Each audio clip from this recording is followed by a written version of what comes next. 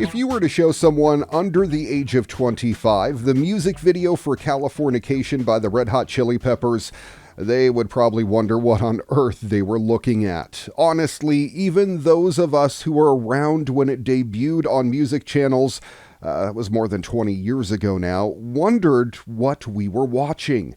If you haven't seen the video game-inspired music video before, then you can check it out on YouTube, but I'm going to say most of you have seen it by now. Since it's 20 years old, the graphics are akin to that of a PS1 game. Once you moved past how odd the idea was, chances are you wanted to give it a whirl though. Sadly, you couldn't, but now, apparently you can. Itching to play the game themselves for all these years, developer Miguel Camps Orteza decided to finally bite the bullet and make it happen. And if no one else is going to do it, then I will type of situation. I wanted to play the game so bad. It's 2022 and I haven't seen anyone make the game, so I challenged myself to create it, Orteza writes. I have selected some epic moments from the video and have turned them into 7 levels, each one with different game mechanics. The Californication Tribute Games levels include one where you can snowboard and another that pops you in a car going across the San Francisco's Golden Gate Bridge. The best part of all is you can play Orteza's creation for yourself right now. The 7-level Californication game is available to download via Orteza's website, absolutely free, and can be played on PC and Mac. It will likely conjure up feelings of nostalgia for not just the Red Hot Chili Peppers when they were arguably at their peak, but also for some actual PS1 games with similarly janky graphics. It's actually rather fortuitous that Orteza picked this moment in time more than 2 decades on from when Californication's video game-inspired video debuted to create their game. Just last year, the gamer spoke to Josh Shear, one of the key minds behind the video, about how it all came together. Shear cited the inspiration behind it and where the video game industry was at that time. Shear would go on to work for Naughty Dog in the future, continuing his work with video games via some pretty special titles. I was wondering if I should have put this one in our What The segment. German designer Steven Henrik describes his work as an intersection between architecture, robotics, design, and narration, with a specialization in additive manufacturing or 3D printing. His latest work, dubbed the Infinity, reinforces that intersectionality. It's a prototype for an all-wheel beach and city cruiser built around a continuous construction element. The Infinity Beach and City Cruiser is driven by a revolutionary mono-tire clip chain construction that automatically forms a temporary rim in the wheel area and a dented belt drive in the interior area. This monotire is propulsed by a central wheel getting its force by a crank over a short chain and an 8-speed gearbox.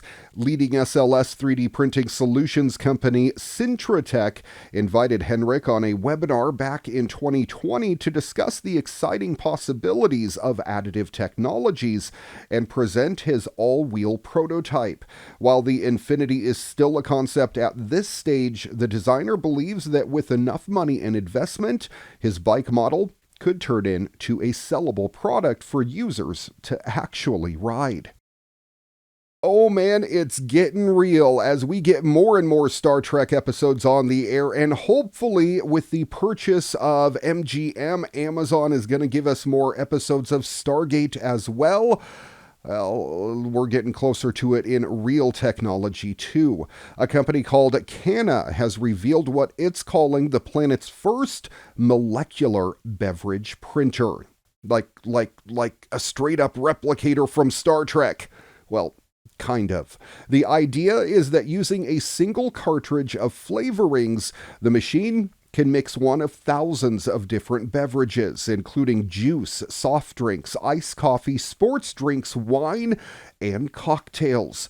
With Canna One, which is designed to sit on a kitchen countertop, you'll be able to select a drink from a wide range of beverage types and brands using a touchscreen. You can customize the levels of alcohol, caffeine, and sugar. Alcoholic and caffeinated drinks can be locked behind a PIN code as well. Canna has teamed up with beverage brands from around the world and created its own concoctions. A team of scientists spent 3 years studying popular beverages at the molecular level. The researchers seemingly isolated the trace compounds behind flavor and aroma, and used those to create a set of ingredients that can deliver a large variety of drinks. The system uses a novel microfluidic liquid dispense technology, easy for me to say, to mix the beverages. Canna says at least 90% of what we drink is water with flavorings, sugar, and alcohol added in. The company claims Canna One can reduce waste and associated emissions by helping people avoid bottled and canned drinks. Canna also says it can reduce wastewater that's needed to grow ingredients for things like orange juice and wine. I am seriously getting an Idiocracy vibe from this technology, though. Brawndo, the Thirst Eliminator.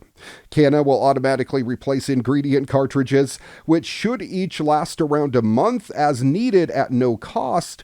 However, you'll pay for the device's concoctions on a per-drink basis. Each one will cost between 29 cents and $3, though Canna claims the average price will be lower than bottled beverages at retailers. The system also requires sugar and spirit cartridges, both of which are replaced automatically, and of course a CO2 cylinder too. It remains to be seen how well the company's claims hold up in practice, though you can reserve a Canna One now. You'll need to plunk down $99, which is a refundable credit towards the full price. Canna One will cost $4.99 US for the first 10,000 orders, rising to $7.99 after that. The company expects to start shipping the machine by early 2023.